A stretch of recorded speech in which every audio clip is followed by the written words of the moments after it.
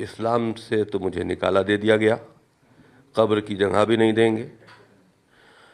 تو اتنا سب کچھ محمد کے بارے میں پڑھ لینے کے بعد اسلام پر باقی رہنا یا اپنے کو مسلمان کہنا یا کہلوانا ہم سمجھتے ہیں شرم کی بات ہے۔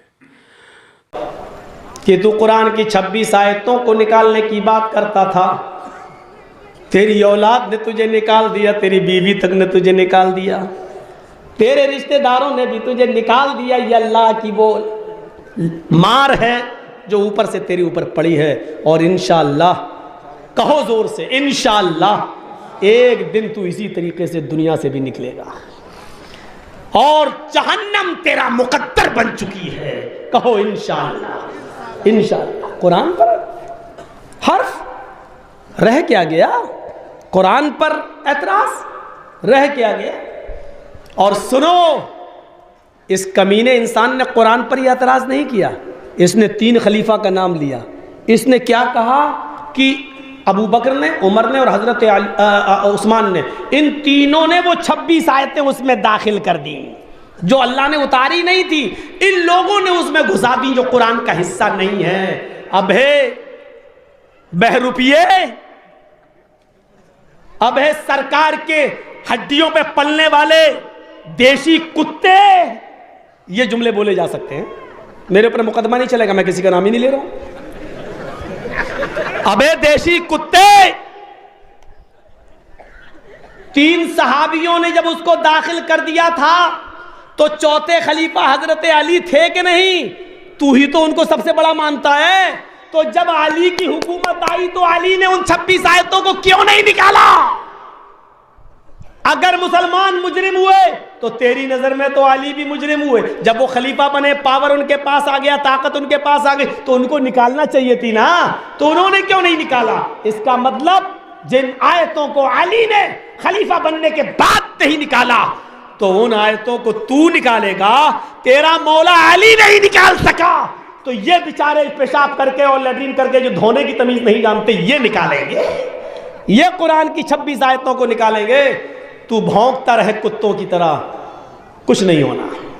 قرآن اپنی اصلی شکل میں باقی رہے گا، قیامت کی صبح تک باقی رہے گا، اس لیے کہ اس کو سرکار کی طرف سے ڈالی گئی ہڈیوں پہ پلنے والے کتوں نے نہیں نازل کیا، اس کو نازل کرنے والی ذات اللہ کی ہے۔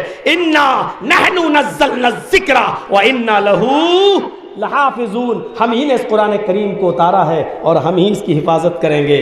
اور سن لو، اگر یہ غلطی کسی نے کی، قرآن کریم کی 26 آیتیں تو چھوڑو، 26 لفظ بھی نہیں نکال سکتے، اور 26 لفظ تو چھوڑو، ایک لفظ بھی، اور لفظ تو بہت دور کی بات، ایک نقطہ بھی اگر کسی نے بدلنے کی کوشش کی اور ہٹانے کی کوشش کی، رب کعبہ کی قسم اس ملک کے اندر قیامت برپا ہو جائے گی، اس ملک کے اندر خون کی ندیاں بہ جائیں گی، اس ملک کے اندر قیامت برپا ہو جائے گی۔ قیامت، یہ اگر نہیں یقین آتا ہے تو آزما کر دیکھ لو، ایک نقطہ بھی اس کا نہیں بدل سکتے، اللہ کی طرف سے نازل ہوئی ہے۔ جہاں میں نے یہ تقریر کر رہا تھا وہ دستار بندی ہو رہی تھی بچوں کے سر پر، میں نے کہا میں نے مان لیا، 26 آیتیں نکال دی گئیں، چلو میں نے مان لیا، پوری دنیا کی کتابوں کو اکٹھا کر کے لے آؤ، چلو لاؤ، ہم بھی لاتے ہیں، وید لاؤ، رامائن لاؤ، گیتا لاؤ، بائبل لاؤ، انجیل لاؤ، تورات لاؤ، زبور لاؤ، سب لاؤ، ہم بھی لاتے ہیں قرآن۔ چلو اگر ہے ہمت تو میں چیلنج دیتا ہوں، آنکھ میں آنکھ ڈالو مولانا جرجیز کے، ہے ہمت تو آؤ، آنکھوں سے آنکھیں لڑاؤ اور لے کر آؤ اپنی اپنی کتابیں، ہم بھی اپنی کتاب لے کے آتے ہیں، اور آؤ آگ لگاتے ہیں ساری کتابوں میں، اور اس کے بعد دیکھ لیتے ہیں کیا بچ گیا ہے۔ تم بھی اپنی کتابیں جلاؤ، ہم بھی جلاتے ہیں، اور پھر دیکھتے ہیں بچتا کیا ہے، جو بچ جائے اسی کو تم بھی مان لو، ہم بھی مان لیں، بات ختم۔ جو بچ جائے، جو تمہارے مٹانے کے باوجود نہ مٹ سکے، سمجھ لو کہ وہی آکاشی مذہب ہے، اسلام ہے، وہی سچا دھرم ہے۔ آؤ اس بات پر فیصلہ کر لو، ہمیں معلوم ہے یہ فیصلہ نہ تم کرو گے، نہ تمہارے بڑے، نہ اس کو سفید کپڑے پہننے والے کریں گے، نہ بھگوا دھاری۔ اس چیلنج کو کوئی قبول نہیں کر پائے گا، ہمیں معلوم ہے نہ تلوار تم سے اٹھے گی، نہ چلے گا کھنجر، یہ بازو ہمارے آزمائے ہوئے ہیں، یہ بازو ہمارے آزمائے ہوئے ہیں۔ اگر یقین نہ آئے تو آؤ، مولوی جرجیس قرآن لے کے آتا ہے، تم وید اور رامائن اور گیتا لے کے آؤ، عیسائی انجیل لے کے آئیں، یہودی تورات لے کے آئیں، بدھ لوگ بدھزم لے کر آئیں، سکھ لوگ گرو گرنتھ لے کر آئیں، آؤ اپنے اپنے دھرم کے ماننے والے اپنی کتابیں لے کے آئیں اور ایک میدان میں رکھ کر اس کو جلا دیں، پیٹرول ڈال کر، ڈیزل ڈال کر آگ لگا دیں، سب کتابیں جل گئیں۔ اب پوچھو کہ کون سی کتاب باقی ہے، کون سی کتاب بچے گی؟ جو بچ جائے وہی اسلام، وہی سچا دھرم ہے، آؤ مان لیں۔ ادھر آ ستمگر، ہنر آزمائیں، تو تیر آزما ہم جگر آزمائیں۔ آؤ تو نہیں آئے کتابیں جلانے کی بات کر رہا، کیسا آدمی ہے، کیسا مولوی ہے، کتابیں جلانے کی بات کر رہا۔ ارے آؤ مٹاؤ، دفن کرو، جلاؤ، پھر دیکھو باقی کیا رہتا ہے۔ تورات جل جائے گی، کوئی یہودی اس کو دوبارہ لکھنے کی طاقت نہیں رکھتا۔ انجیل جل جائے گی، دوبارہ وہ لکھی نہیں جا سکتی ہے، دوبارہ وجود میں نہیں آ سکتی۔ وید و رامائن و پران جل جائیں گے، کوئی ان کو دوبارہ جیوت نہیں کر سکتا ہے۔ گرو گرنتھ جل جائے گی، کوئی اس کو دوبارہ نہیں پڑھ سکتا ہے۔ ساری کتابیں جل جائیں گی لیکن کوئی ان کو دوبارہ نہیں لکھ سکتا ہے، نہ پڑھ سکتا ہے۔ پوچھو قرآن جلا دیا گیا ہے، کیا یہ بھی مٹ گیا ہے؟ ہمارا 9 سال کا بچہ گھر کے کمرے سے نکل کے آئے گا اور زبان مبارک سے کہے گا بسم اللہ الرحمن الرحیم، بسم اللہ کی بے سے شروع کرے گا اور من الجنت والناس کی سین پر ختم کر کے بتا دے گا۔ وہ کتاب تو جل گئی جو کاغذ کے ٹکڑوں پر تھی، وہ کتاب تو جل گئی جو کاغذ کے ٹکڑوں پر لکھی ہوئی تھی، لیکن اس کتاب کو کیسے جلاؤ گے جو ہم 9 اور 10 سال کے بچوں کے دلوں میں اور اس کے سینوں میں محفوظ ہے؟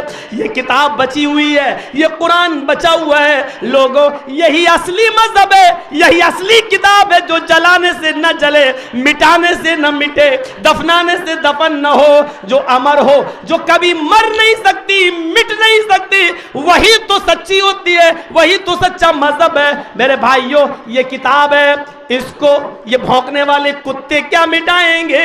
اس کو اس سے پہلے بھی بھونکنے والے بہت آئے ہیں، مٹ گئے نامیوں کے نشان کیسے کیسے، یہ زمین کھا گئی، بہت سے ایسے کتوں کو دفنا گئی لیکن کوئی کچھ نہیں کر سکا۔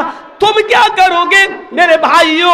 یہی قرآن ہے جس کو مٹانے کے لیے، بلکہ صاحب قرآن ہی کو مٹانے کے لیے عمر فاروق نکلے تھے۔ وہ کہتے تھے آج قرآن کا نام و نشان مٹا دوں گا، بلکہ قرآن جس پر اترتا ہے اسی کا نام و نشان مٹا دوں گا۔ لیکن قرآن کی چند آیتیں ان کے کانوں میں جاتی ہیں تو دل کی دنیا بدل جاتی ہے، دل کی دنیا بدل جاتی ہے میرے بھائیوں۔ اور وہ جو قرآن صاحب قرآن کو مٹانے گئے تھے، وہی اللہ کے نبی کے سامنے مجرم کی طرح کھڑے ہیں، کہنے لگے اللہ کے نبی میں بھی اس قرآن پر ایمان لانے کے لیے چلا آیا، اشہد ان لا الہ الا اللہ واشہد ان محمد عبدہ ورسولہ۔ اللہ کے نبی صلی اللہ علیہ وسلم اتنا خوش ہوئے جس دن عمر اسلام لائے۔ یہ نعرہ تکبیر جو لگتا ہے، اللہ اکبر جس پر آوازیں ہم دیتے ہیں، یہ ابھی تک بند تھا۔ جس دن عمر اسلام لائے سب سے پہلے اللہ اکبر کا نعرہ عمر فاروق کے اسلام لانے کے بعد لگا۔ جب عمر فاروق نے کلمہ پڑھا تو پہلی بار زور سے تکبیر بلند ہوئی، تکبیر اللہ اکبر، اللہ اکبر کی آواز وہاں سے آئی۔ اللہ کے نبی نے فرمایا اے عمر، آج تم اسلام لائے ہو، میں نے پرسوں ہی اپنے رب سے یہ دعا کی تھی، اللہم اید الاسلام بعمر ابن الخطاب، اللہ اسلام کو عمر ابن خطاب کے ذریعے طاقتور بنا دے۔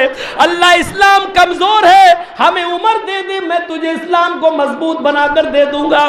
اللہ نے آج میری دعا سن لی ہے۔ بہادر صحابی ایمان لا چکا ہے۔ اب اس سے پوچھا گیا تمہاری خواہش کیا ہے عمر؟ آج میں بہت خوش ہوں، بتاؤ تمہاری خواہش کیا ہے؟ آج تمہاری تمنا میں پوری کرنا چاہتا ہوں۔ تو اس بہادر کی بہادری بھری تمنا دیکھو، کہتے ہیں حضرت عمر اللہ کے رسول میری تمنا پوری کریں گے؟ کہاں، بولو کیا ہے؟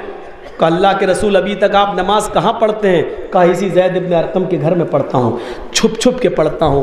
فرمایا کتنے لوگ ہیں؟ کہا 39 لوگ ہیں، 39، میں لے کے 40۔ حضرت عمر نے کہا اور آج میں اسلام لایا ہوں، کتنے ہو گئے؟ کہا 41۔ کہا اچھا، میری تمنا یہ ہے کہ آج خانہ کعبہ میں چلیے اور نماز پڑھیے، دیکھیں کون روکتا ہے۔ گھر سے نکالیے یہ چوری چوری اور چھپ چھپ کے جو آپ نمازیں پڑھ رہے ہیں، نکلیے یہاں سے۔ اے اللہ کے رسول 39 لوگ آپ کے پیچھے نماز پڑھیں گے، آپ نماز پڑھائیں گے، 40 ہو گئے۔ اللہ کے نبی نے کہا اور عمر تم کیا کرو گے؟ اب تو نماز تم کو بھی پڑھنا ہے، اسلام لا چکے ہو، پھر یہ کیوں کہہ رہے 39 نماز پڑھیں گے، آپ نماز پڑھائیں گے، تم کیا کرو گے؟